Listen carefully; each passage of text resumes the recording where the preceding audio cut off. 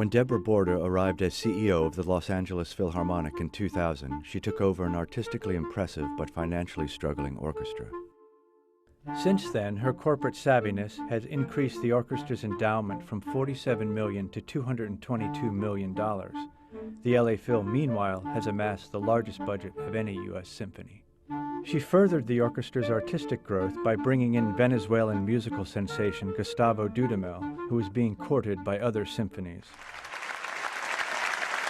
Gustavo Dudamel is the future of music. When we first saw him, we knew he was truly remarkable. And you know, the Germans have a word for this, which I can't pronounce, so I'll explain the concept, which is a once-in-a-100-year talent.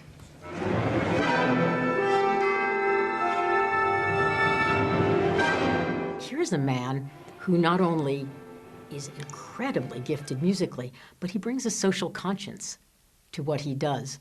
But I have to say, if we go back and examine why we were so lucky to get him, it has to do with pure, raw musical genius. The conductor has been praised by both critics and fans. Borda has continued Ernest Fleischmann's musical inventiveness by commissioning many new works, and by featuring styles ranging from minimalism to the avant-garde in the orchestra's Green Umbrella series. The world is changing, music is changing, and our goal is really to be an orchestra of the 21st century, maybe even the 22nd century. And to do that, it's critical to bring in new audiences. How do we do that? I think it's by presenting a spectrum of music. It's by not being afraid of the new, both new music and new ways of reaching people. But if we don't take on that challenge, I worry about the future of music. What I don't worry about is I think if there's a place in the United States and an orchestra that can invent the orchestra and the symphony of the 21st century and make music safe 100 years from now, the pioneering work is being done right here in LA and by the LA Phil. Borda also started a young musicians program, Youth Orchestra of Los Angeles, to reach out to diverse communities, especially Latinos, who make up nearly 50% of the city. We started YOLA over a year before Gustavo started as music director. The board looked at it very carefully. They decided it was a critical investment to make. The orchestra participated, and it is really a flagship program within the United States, as well as, of course, Los Angeles. It's a program that helps to define something that is so important to the future and to Gustavo Dudamel, the board of directors, and myself, and that is, where do we find the intersection between the artistic imperative and the social imperative?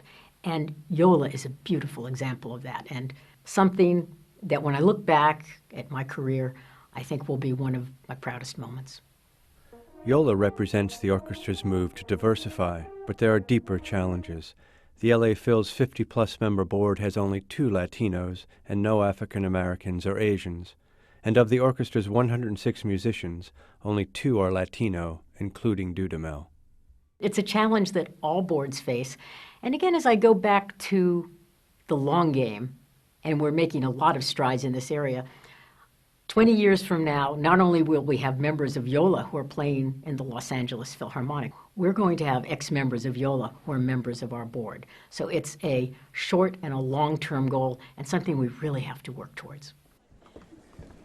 Additionally, all orchestras around the country are facing the problem of keeping loyal audiences during a time when younger generations don't feel bound by traditional subscription models. The subscription model as we know it today is not going to exist 15 or 20 years from now. We're trying every conceivable way to educate people, to form a transaction with the community so that people are excited about coming to 2 of the greatest venues, I have to say, in the world. What better concert hall than Walt Disney Concert Hall? What more iconic hall, beautiful on the outside, perfect acoustics on the inside, and the Hollywood Bowl, my goodness. Any orchestra would be lucky to have that. And our community is really just so fortunate to have this asset. So it's critical. We don't just protect it, but we bring it out into the future. We nurture it. We make it 21st century. As head of one of the country's most innovative and successful orchestras, Borda's legacy will in part be shaped by how she handles those challenges.